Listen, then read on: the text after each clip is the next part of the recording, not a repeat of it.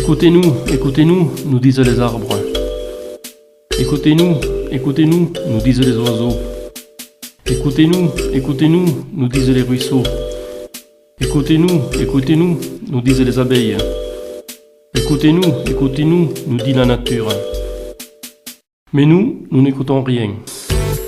Aussi, écoutez FNE 82 qui parle à la nature qui a besoin de nous et de nous qui avons besoin d'une nature. Tous les mercredis à 15h, rediffusion le vendredi à 19h sur Radio Asso.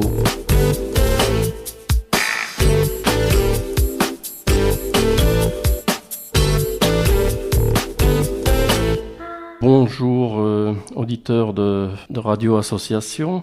Aujourd'hui, France Nature Environnement Tarn-et-Garonne reçoit l'association Les Colibris. C'est normal, c'est le printemps. Et cette association est représentée par ses deux coprésidentes, Sylvie Boisgerot et Corinne Sorlut. Je vais vous poser ma première question. Pourquoi avoir choisi ce nom, Les Colibris? Qui veut bien répondre? Alors, les colibris, ça allait de soi, puisque c'est un mouvement national, d'après Pierre Rabhi. Donc, l'idée des colibris faisant son chemin dans nos têtes, nous nous sommes rencontrés sur cette idée-là. Si vous avez vu le film Demain, pour toutes les personnes qui ont vu le film Demain, ça nous représente très très bien.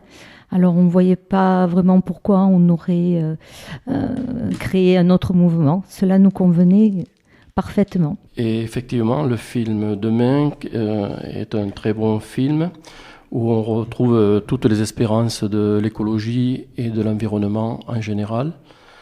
Et c'est un film que je recommande encore à aller voir ou à acheter pour ceux qui ne l'ont pas vu ou ne le sont pas procurés. Les Colibris ont démarré sur Montauban il y a combien de temps maintenant ? Il y a quelques mois, nous sommes tout jeunes. Voilà, c'est une association qui est très jeune. Elle a démarré à l'automne. C'est ça ? C'est-à-dire qu'on s'est professionnalisé, entre guillemets, à l'automne, mais on s'est rencontrés en avril dernier et on a fait notre première sortie pour la manifestation Alternatiba qui avait lieu au nord de Cos. Au nord de Cos, voilà. Tout à fait. Et partant de là, on a continué nos petites manifestations bon an mal an pour rencontrer les gens, montrer que nous étions là, qu'on avait envie d'exister, mais que nous n'étions qu'une toute petite poignée et que nous avions besoin de renfort. Donc l'objectif dans un premier temps, c'était de se faire connaître. Et donc, comme nous étions une équipe un peu plus étoffée, en octobre, on a déposé les statuts de notre association. Voilà. Vous faites quoi exactement? Vous faites des jardins? Ça, c'est dans le cadre des incroyables comestibles, oui. On permet aux gens de déposer des palox devant leur maison ou dans leur quartier, voilà. Mais je vous en dirai plus tout à l'heure, peut-être. Et donc, les incroyables comestibles, c'est pourquoi le terme incroyable? Ça, c'est pareil, nous avons plagié.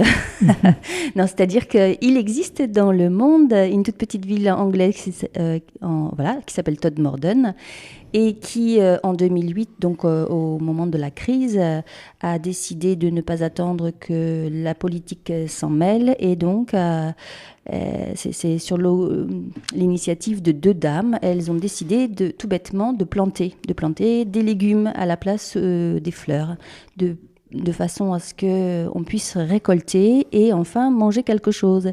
Parce que là-bas, la crise était vraiment très sérieuse et Todmorden comptait genre 14 000 habitants.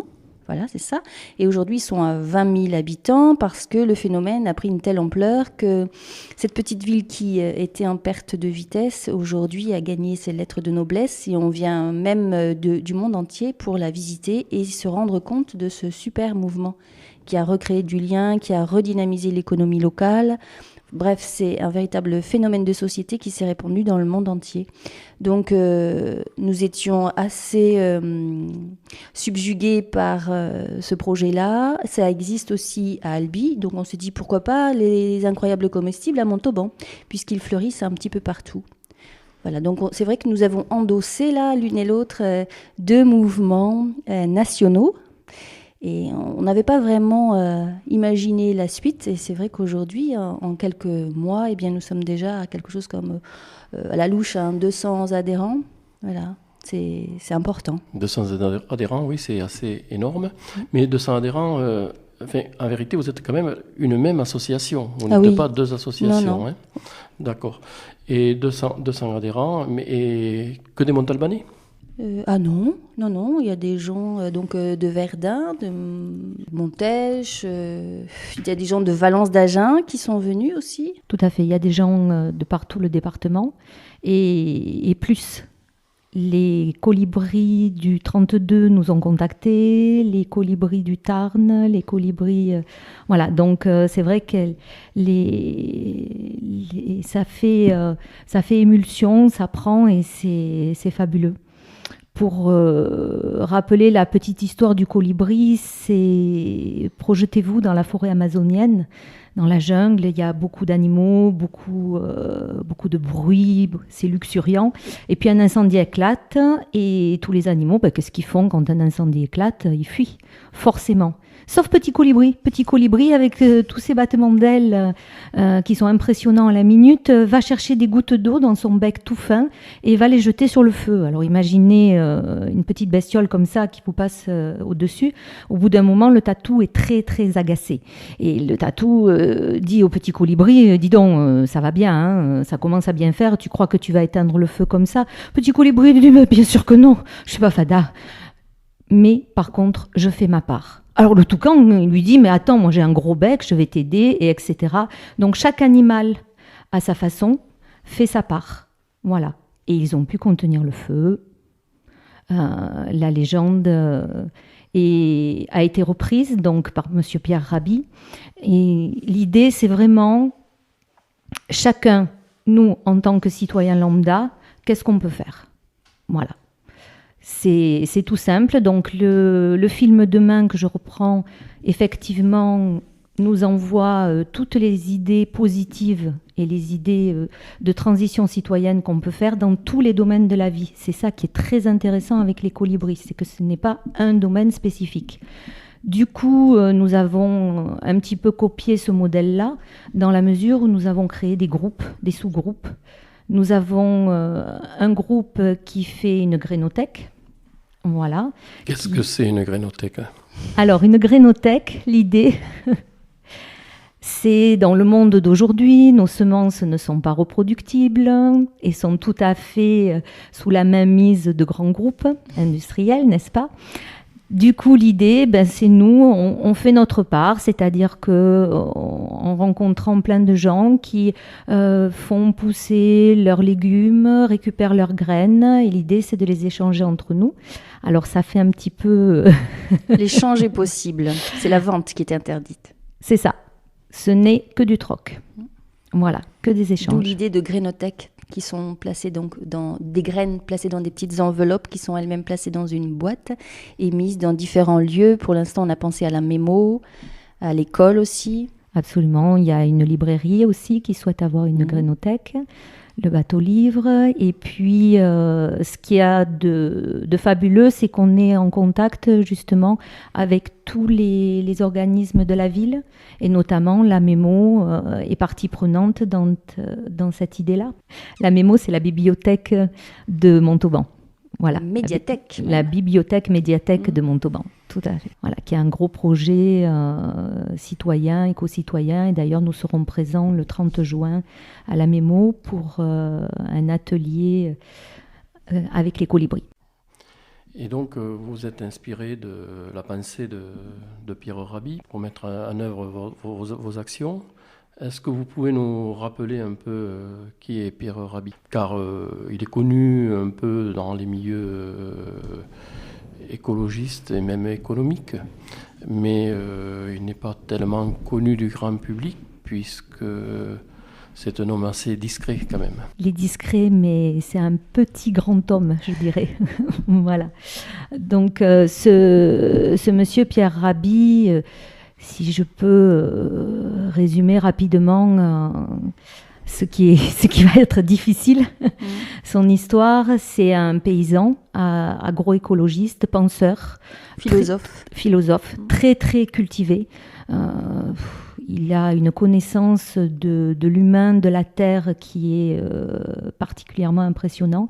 Et donc son idée toute simple, c'est que en recopiant la nature et en faisant de l'agriculture à l'image de la nature, on peut nourrir le monde entier. Sans utiliser de pesticides. Absolument. Et donc, c'est toujours de certaines idées supposées utopiques que se créent les réalités. Et pensez-vous que vous y contribuez vraiment, ou est-ce que votre présence sur le terrain est anecdotique?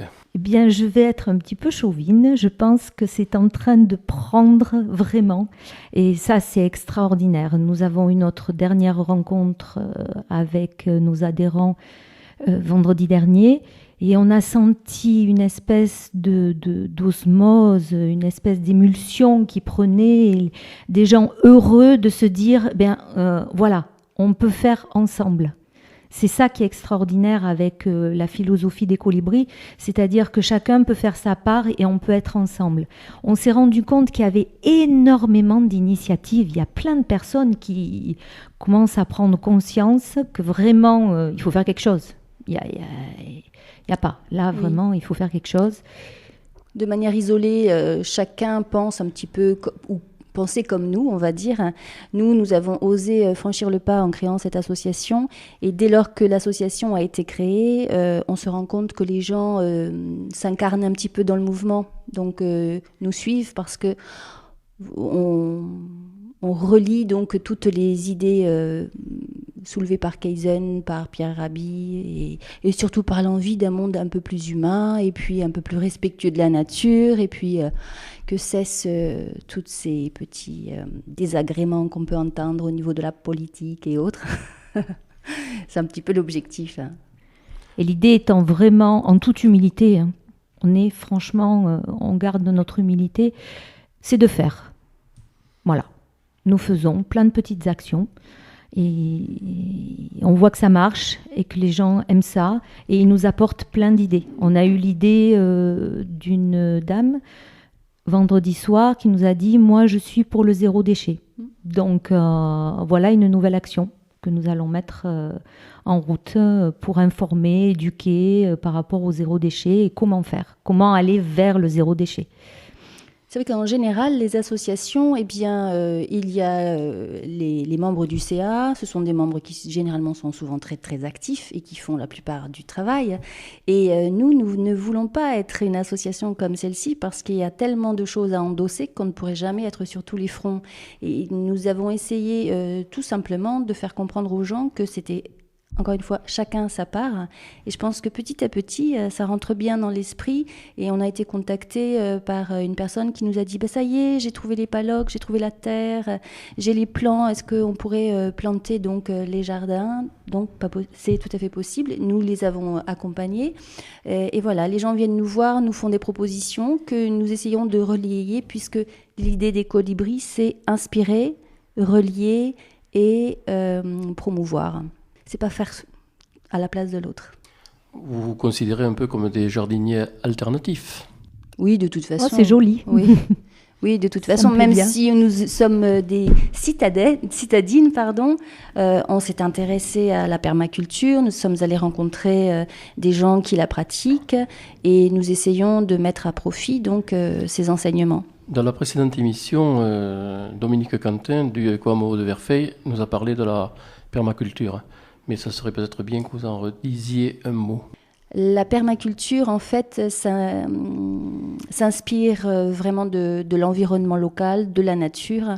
Et l'objectif, c'est de reformer l'humus que l'on peut trouver dans les forêts et qui est très riche comparé à ces terres qui sont dures et qui deviennent infertiles à force d'être trop travaillées.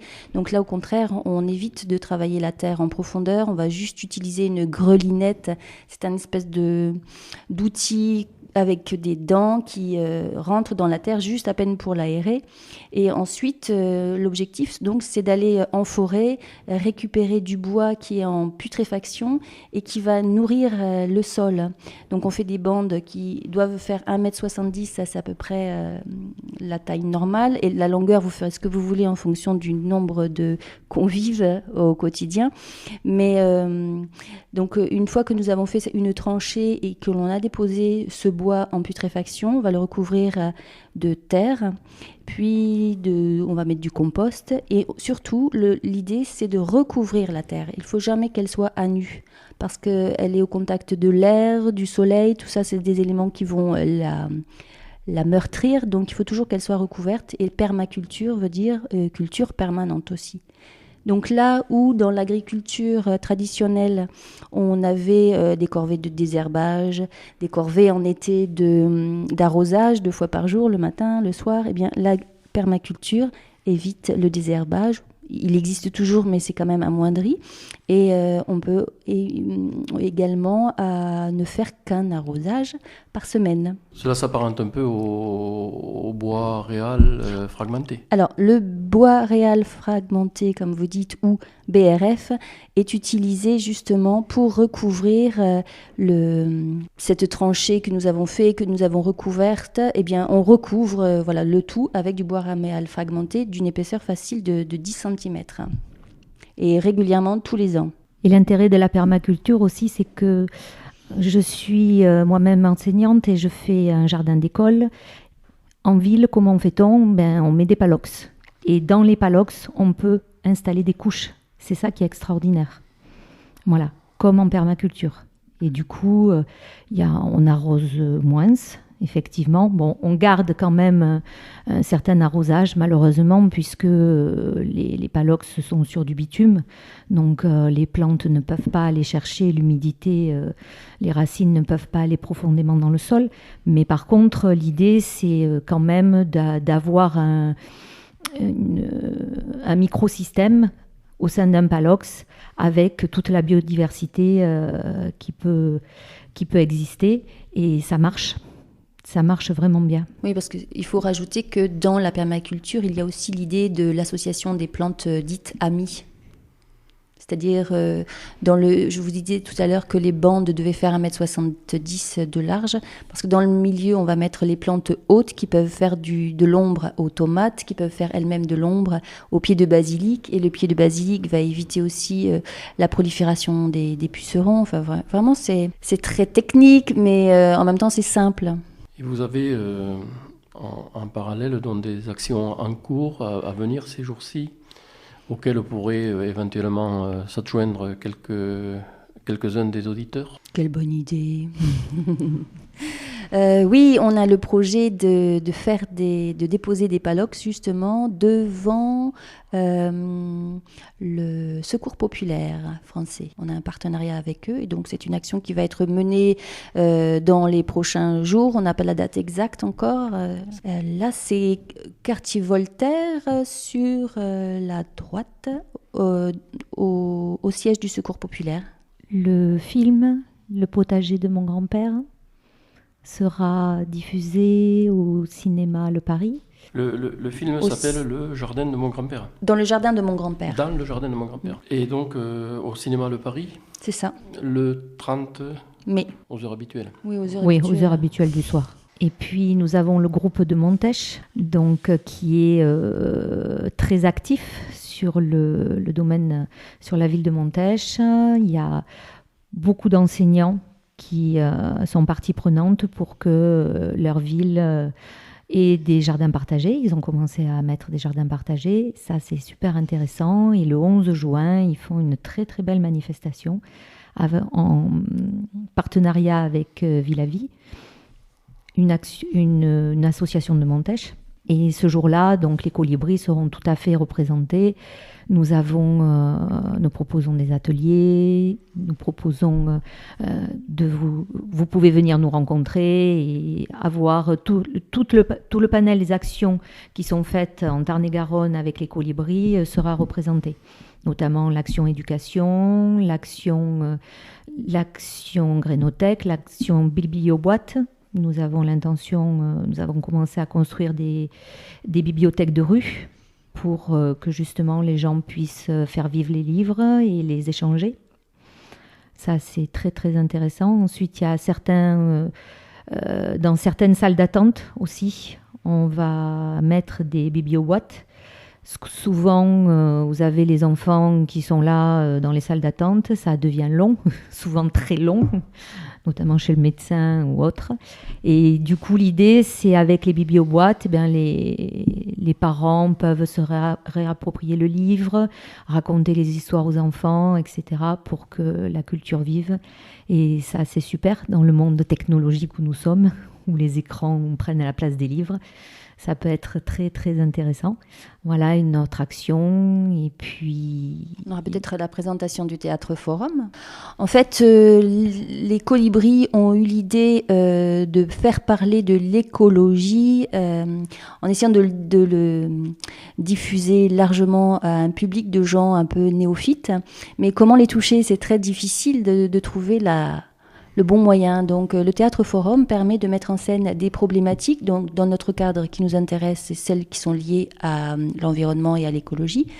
Et ensuite, donc, de jouer des scènes et de permettre au public de réagir. Donc, dès lors qu'il a réagi, il commence à faire sa petite mutation intérieure parce qu'il commence à se poser des questions et à se dire non d'une pipe à la pause café, plutôt que d'utiliser un gobelet en plastique 4 fois par jour, je ferais mieux de ramener mon mug, par exemple. Et ça économise un petit geste et ça économise aussi surtout de la matière. Merci. Si jamais on veut joindre votre association, comment s'y prend-on ? Est-ce que vous avez un site ou un lieu où on peut vous joindre ? Le site, c'est pas difficile. Il suffit donc déjà de voir notre page Facebook. Donc vous cherchez à Colibri 82 et Incroyable Comestible Montauban. Sinon le site local, c'est colibri82.over- Et notre adresse mail, assocolibri avec un S 82 @gmail.com. Je répète, assocolibri82 @gmail.com. Laissez-nous vos coordonnées, nous vous enverrons toutes les informations des colibris. Enfin, si vous avez envie d'offrir une chanson à nos auditeurs, quelle est celle que vous proposeriez aujourd'hui ? Alors Zaz, qui est une chanteuse extraordinaire pour ma part, elle a travaillé avec Pierre Rabhi et elle est très très colibri. Donc elle a créé une chanson qui s'appelle La légende du colibri que je souhaite vivement partager avec vous. Merci. J'ai peut-être oublié de dire au début que l'association Colibri était membre de France Nature Environnement Tarn-et-Garonne et que nous aurons donc l'occasion de vous retrouver sur cette émission dans les prochaines semaines. Merci à vous deux. Merci beaucoup. Et à bientôt. Au revoir. Au revoir.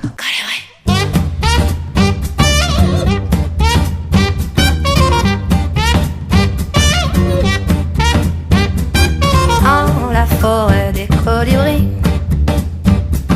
il y avait un grand incendie, du feu, des flammes, du vent, des cris. Tous les amis des colibris regardaient le feu sans rien dire, n'avaient qu'une idée, s'enfuir. Il restait juste un colibri, jetant des gouttes sur l'incendie. Nous sommes tous des graines de colibri. Dans ma tête il y a du cœur, dans mon cœur il y a l'envie de quoi faire un monde meilleur, de quoi faire un paradis.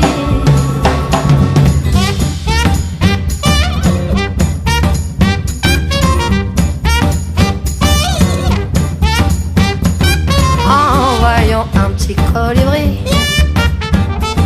vouloir éteindre un incendie, ça donne quand même envie de rire. Mais dans la poitrine des colibris, y a ce gros cœur comme un ovni, ce clic, ce clac, ce paf, ce chi.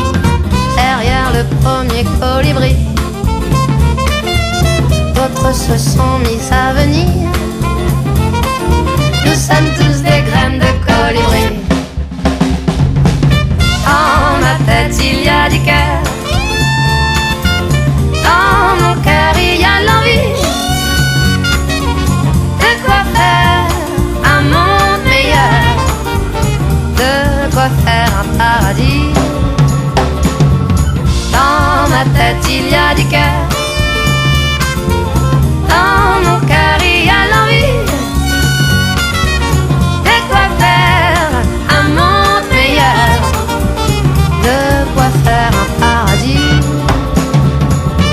En voyant tous ces colibris, les animaux, tous leurs amis se sont rués comme un seul i. Ça y est, l'histoire s'arrête ici, sans dire la fin de l'incendie. L'important c'est les colibris et leur courage et leur génie. Au paradis des colibris, il y aura des ogres et des gentils, des grands, des gros, des minces, des petits. Au paradis des colibris, au paradis.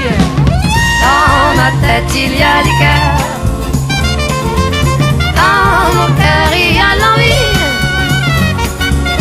de quoi faire un monde meilleur, de quoi faire un paradis. Dans ma tête il y a du cœur. Dans mon cœur il y a l'envie de quoi faire un monde meilleur, de quoi faire un paradis. Colibri, colibri, colibri, colibri, colibri,